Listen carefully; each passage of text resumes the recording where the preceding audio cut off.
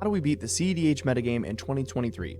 In 2022, 80% of decks represented in the top 4 major tournaments were mid-range. That means the meta is mid-range. So how do we beat mid-range?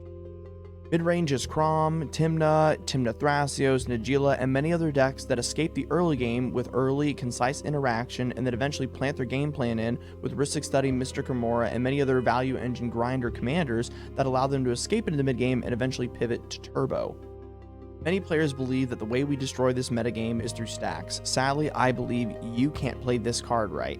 Sadly, a lot of the mid-range lists will be cut off from their free interaction that will stop the other mid-range lists pivoting to turbo and hence punting the game over for a win.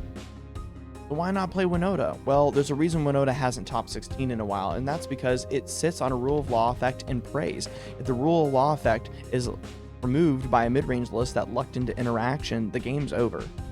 The rule of law effect is gone and the ad nauseum is cast, and the other mid-range lists won't have enough value that they've accrued because they haven't been drawing a lot of cards and they can't stop them and they win. So, in reality, how do we beat mid-range lists? I'll go on record saying I don't believe there's a way to beat a mid-range list without also having mid-range properties in our lists, and we may need to redefine what it means to be a true mid-range list and start talking about farming lists.